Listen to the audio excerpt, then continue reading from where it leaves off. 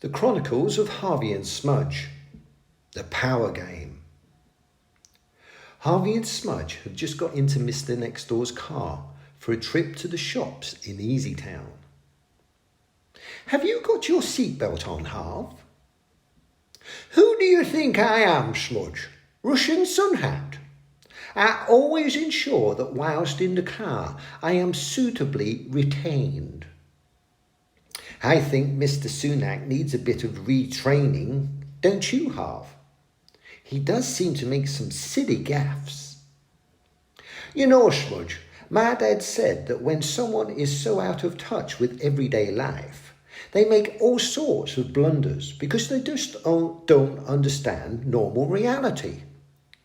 But then, Smudge, my dad talking to me, is that reality?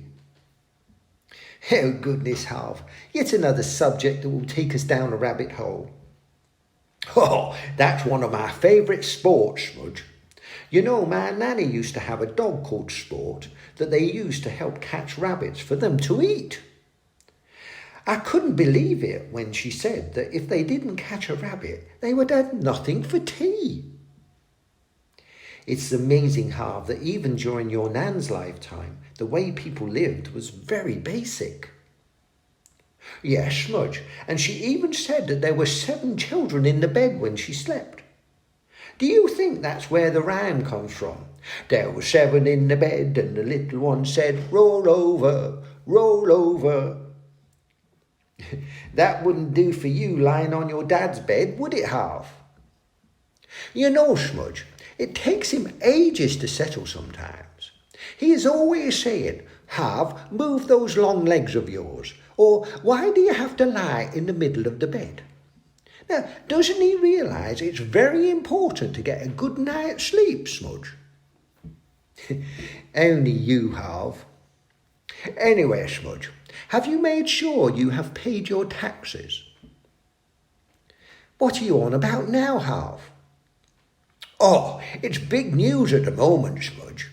That minister in the government, not him taxpayee, has had to pay a £1 million fine to the Pound and Revenue. But Smudge, I thought everything in that shop was only £1 anyway.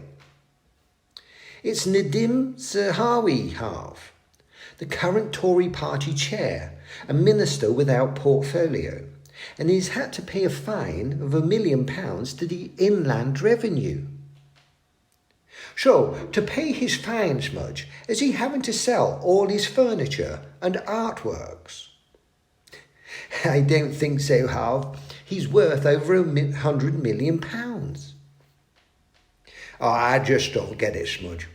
We have people like that Barclays man who owns a bank, Domino Rage, Geraldine Stunt, James I'm Not So Cleverly, Sue Ellen Hagman, Michelle Stove, Shap's Wardrobes, and of course Russian Sun Hat, telling people like the nurses, firefighters, teachers and train people they can't have a pay rise because we can't afford it, yet they are all millionaires.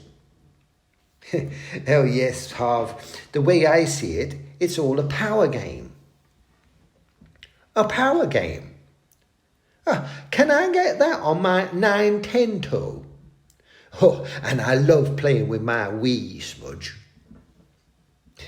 No, Harv. The Google definition of power game says, the power game is the largely conscious struggle for psychological one-upmanship, often employing passive-aggressively, to specifically demoralise or disempower the thinking subject, making the aggressor look superior. I think, Smudge, you might just need to simplify that for me, just to make sure I have suggested it properly, just so you understand.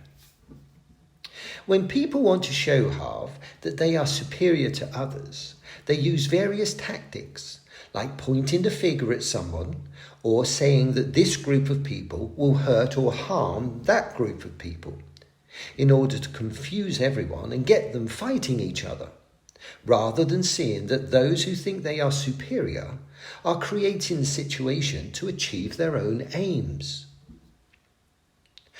You know, Smudge, even in its simplified way, this situation is very confusing indeed.